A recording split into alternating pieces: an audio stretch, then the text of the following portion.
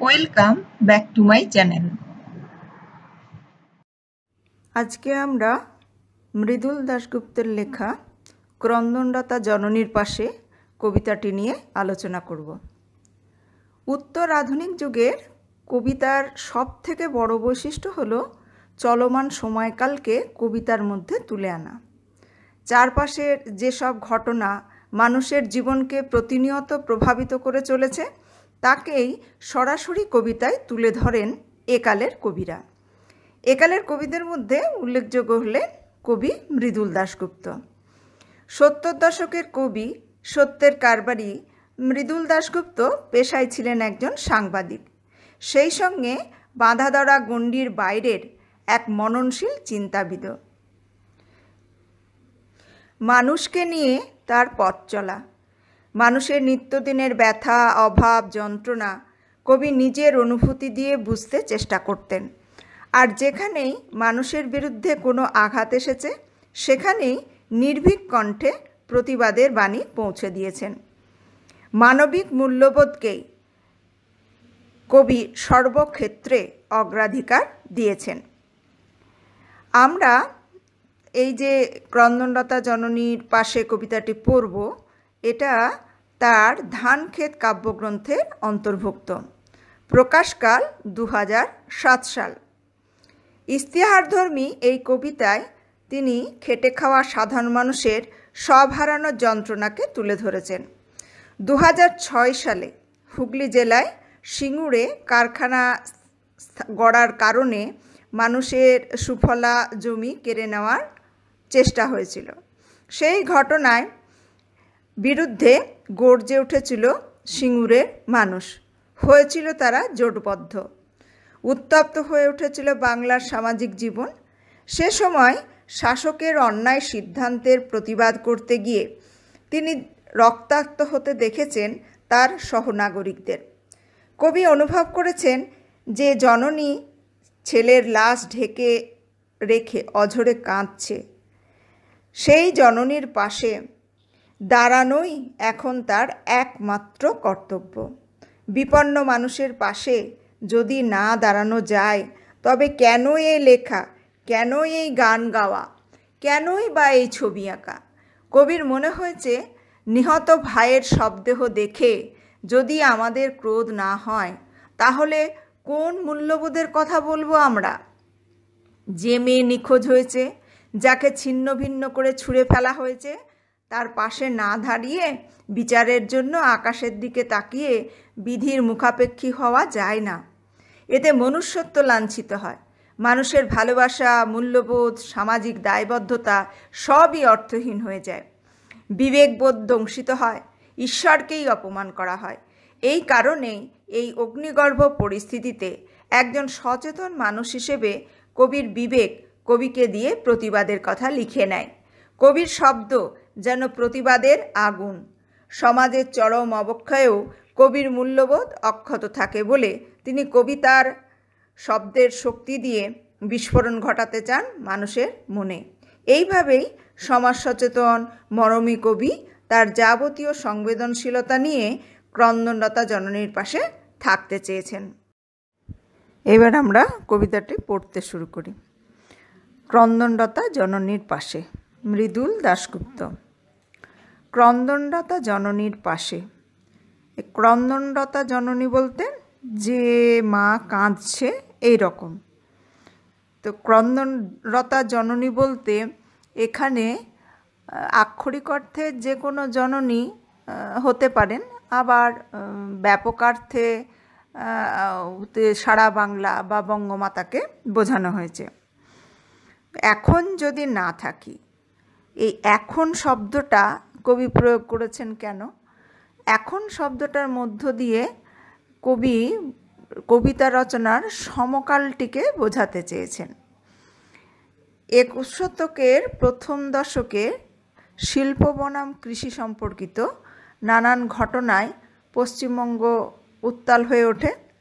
অর্থাৎ ওই এখন বলতে 2006 সালে সিঙ্গুর জমি আন্দোলনের প্রেক্ষাপটে তৈরি রাজনৈতিক ও সামাজিকভাবে অচল সময়কে বোঝানো হয়েছে। আর এই সময়ে পশ্চিমবঙ্গ উত্তাল হয়ে ওঠার ফলস্বরূপ জীবনহানিও ঘটে।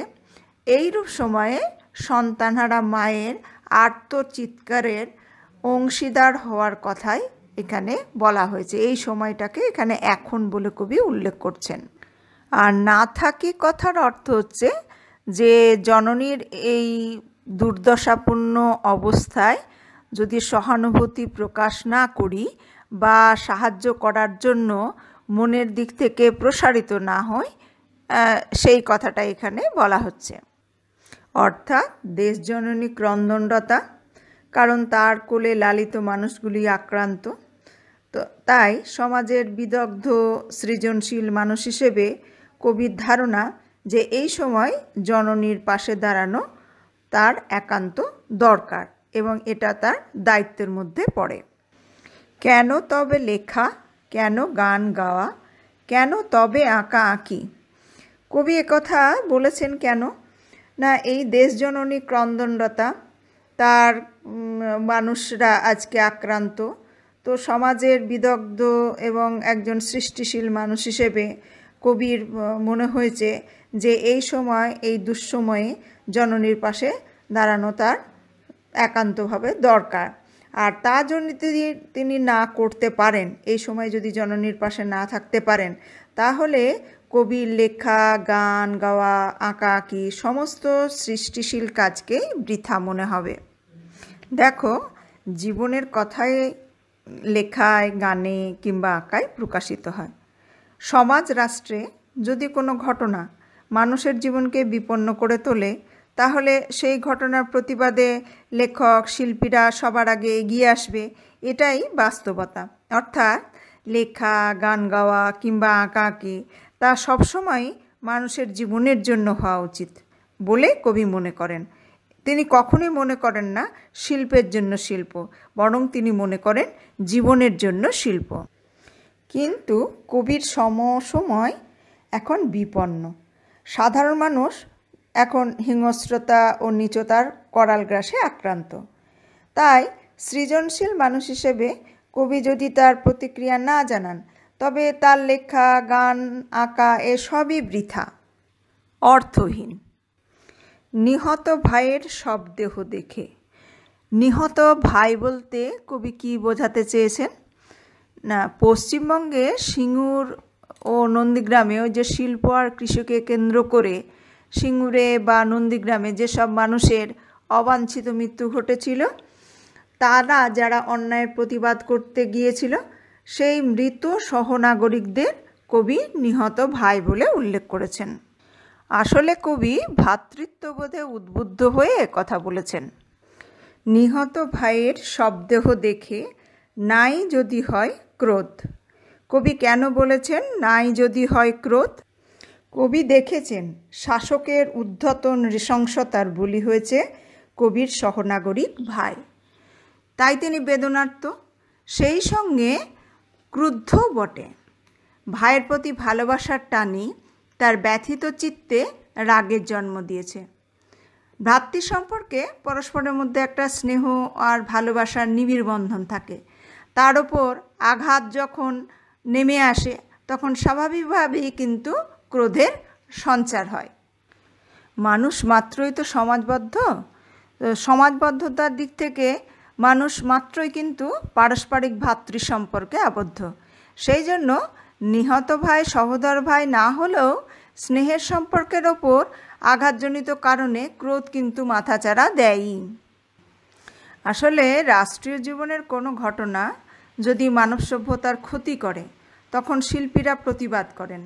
খুন, জখম, মারামারি কিংবা জোর করে চাপিয়ে দেওয়া কোনো সিদ্ধান্ত যদি সমাজ সভ্যতার অগ্রগতিতে বাধা দেয়, তখনও কিন্তু কবি, শিল্পী, সাহিত্যিকদের মনে ক্ষোভের বা ক্রোধের সঞ্চার ঘটে। কেন ভালোবাসা, কেন বা সমাজ, কিসের মূল্যবোধ? মানবদরদী সমাজ সচেতন কবি মৃদুল দাশগুপ্ত বারবারই কিন্তু চেয়েছেন যে ভালোবাসা, সমাজ, মূল্যবোধ কোনো কিছু যেন কেতাবি না হয়। সময় বিশেষে সব কিছু যেন যথাযথ ব্যবহার বা রূপ প্রত্যক্ষ করা যায়। যেমন ধরো মুখের ভাষায় কেউ কাউকে ভালোবাসা প্রকাশ না করে যদি বাস্তবক্ষেত্রে তার প্রমাণ রাখে, তবে সেটাই কি হবে কিন্তু যথার্থ ভালোবাসা।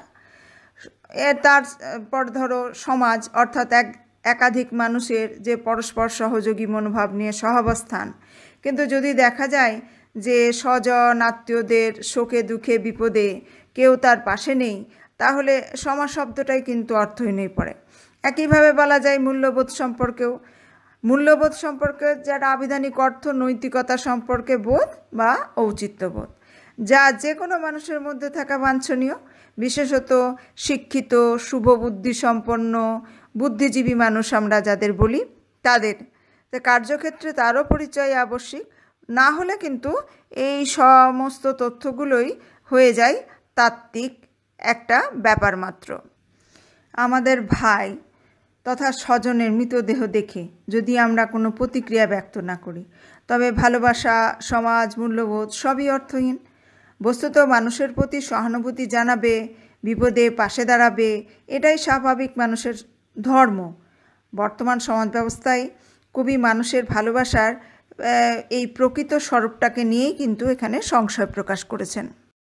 যে মেয়ে নিখোঁজ ছিন্ন ভিন্ন জঙ্গলে তাকে পেয়ে, আমি কি তাকাবো আকাশের দিকে বিধির বিচার চেয়ে। এখানে আমি বলতে কে? আমি হলেন কন্দনলতা জননীর পাশে কবিতার কবি মৃদুল দাশগুপ্ত।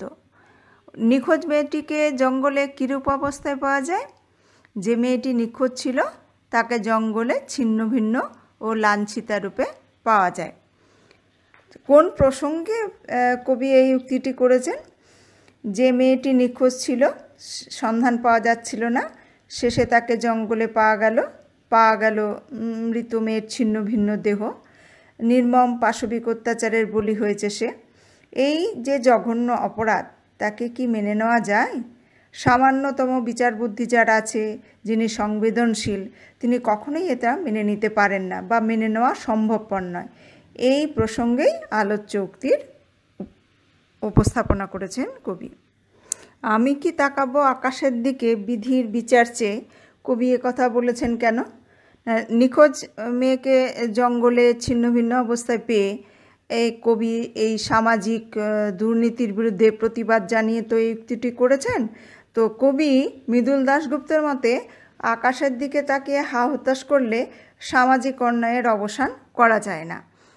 আকাশপাড়ে বিধাতা পুরুষের বিচারের অপেক্ষায় আকাশমুখী হয়ে হাত পা গুটিয়ে নীরব দর্শকের মতো নিশ্চেষ্টভাবে বসে থাকতে তিনি রাজি নন। কারণ দৈবী নির্ভরতা কোনো সমস্যারই সমাধান বা প্রতিকারের পথ হতে পারে না বলে তিনি মনে করেন। এভাবে অপরাধীদের দুষ্কর্ম থেকে প্রতিনিবৃত্ত করা যায় না, আবার অপরাধীদের শাস্তিও দেওয়া যায় না। কবিতায় দৈবী নির্ভরতায় ও নিশ্চেষ্টতায় বিশ্বাসী নন। তিনি মনে করেন যা কিছু করতে হবে মানুষকেই করতে হবে। মানুষই কৃতকর্মের জন্য দায়বদ্ধ। মাতৃভূমিকে রক্ষা করতে গিয়ে যখন কোনো যুবতী মেয়ে নিখোঁজ হয় এবং তার ছিন্ন ভিন্ন দেহ যখন জঙ্গলে পাওয়া যায়, তখন তার পরিণতির জন্য মানুষকেই জবাব দিতে হবে। কবিতায় বিধির কাছে বিচারপ্রার্থী না হয়ে মানুষের দরবারে এসে মানবিক বিচারের আবেদন রেখেছেন। এতে কবির গভীর মানবিক হৃদয়ের ও যুগ সচেতক এক প্রতিবাদী মানুষের পরিচয় কিন্তু ফুটে উঠেছে। আমি তা পারি না। বক্তা কি পারেন না? বক্তা অর্থাৎ কবি আকাশের দিকে তাকিয়ে বিধির বিচার চাইতে পারেন না। আর না পারার কারণটা কি? না, কবির মতে শুধুমাত্র আকাশের দিকে তাকিয়ে বিধির বিধান চাওয়ার মাধ্যমে কোনো সামাজিক সমস্যার সমাধান হতে পারে না, তাই তিনিও তা পারেন না। অর্থাৎ কবির বক্তব্য, ধর্ষিতা নারী, লাঞ্ছিতা নারীকে দেখে আর ভগবানের কাছে কাতর নিবেদন করলেই চলবে না। উদার আকাশে দুহাত তুলে বিশ্ববিধাতার কাছে আবেদনের বদলে জোরদার প্রতিবাদে সামিল হতে হবে। আর শুভবুদ্ধি সম্পন্ন সচেতন নাগরিকদের কাজই হবে যেখানে নারী সেখানেই দুর্বলের হা হতাশ না করে সংগঠিত শক্তি দিয়ে তাকে প্রতিরোধ করতে হবে। ঈশ্বর ভগবানের কাছে প্রণিপাত করে এর কোনো সুরাহা সম্ভব নয়। একে প্রতিরোধ করতে পারে একমাত্র সচেতন নাগরিক সমাজ, আর সেই চেতনা প্রসারে প্রধান ভূমিকা পালন করতে পারে শিল্পী, বুদ্ধিজীবী সহ সহৃদয় মানুষ। আর এই জন্যই কবি সেই সব মানুষের কাছেই এই প্রশ্ন রেখেছেন যারা শুভ বুদ্ধি সম্পন্ন এবং সচেতন। যা পারি কেবল সেই কবিতাই জাগে, আমার বিবেক আমার বারুদ বিস্ফোরণের আগে। অর্থাৎ কবি সমাজের চরম অবক্ষয়ের দিনে চুপ করে থাকতে পারেননি। নিহত ভাইয়ের শবদেহ দেখে বিবেকবান কবি ক্রোধে গর্জে উঠতে চেয়েছেন। যে মেয়ে নিখোঁজ, ছিন্ন ভিন্ন জঙ্গলে তাকে পেয়ে কবি ভাগ্যের হাতে নিজেকে সঁপে দিতে পারেননি। এইসব সামাজিক অনাচারের প্রতিকারের জন্য তিনি বিধাতার বিচারের অপেক্ষা করাকে নির্বুদ্ধিতা মনে করেছেন।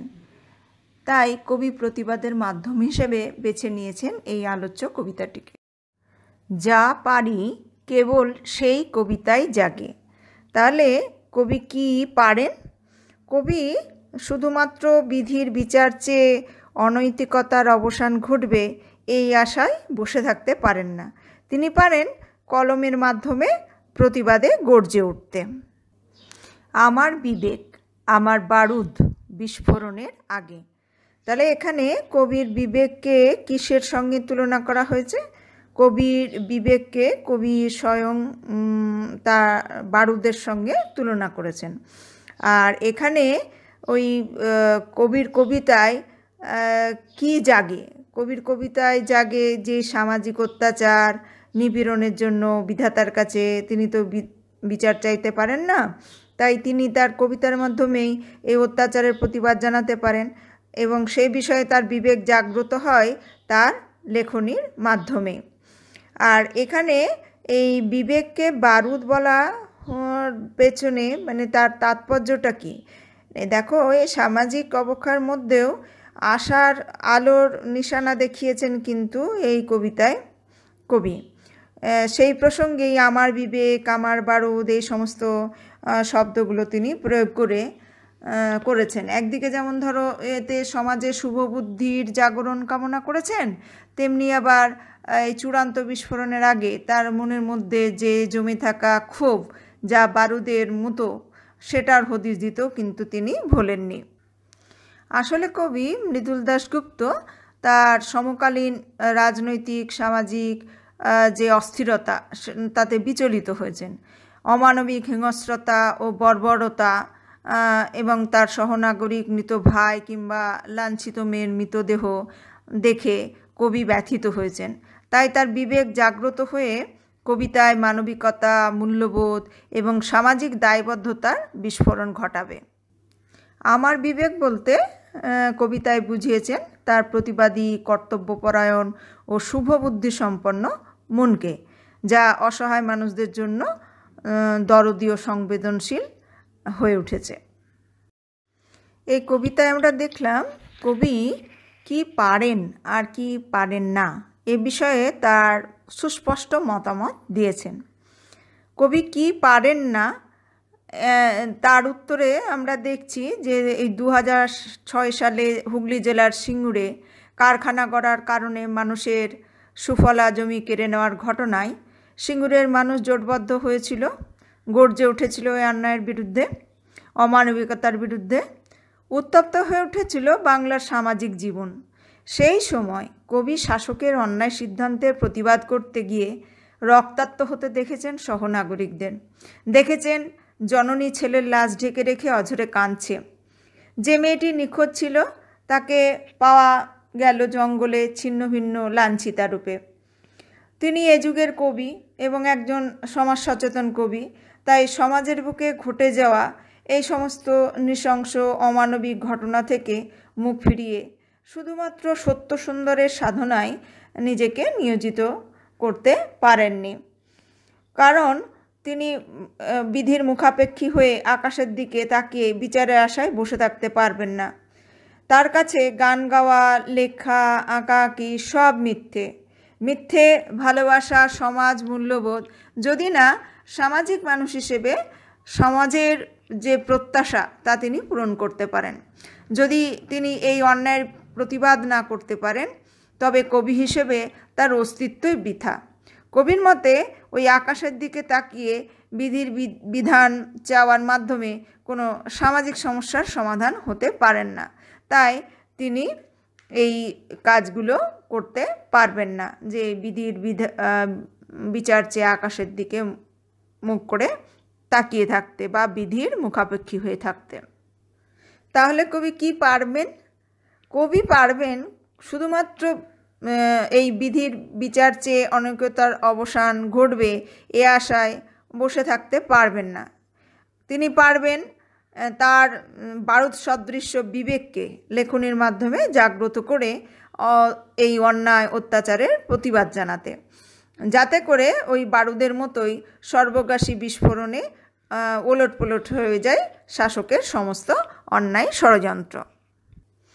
এই কবিতা থেকে প্রশ্নের মধ্যে কবিতার নামকরণের সার্থকতা, এটা একটা বড় প্রশ্ন হিসেবে করতে হবে। আর এই লাইনটা বিশেষভাবে গুরুত্বপূর্ণ, যে আমি তা পারি না।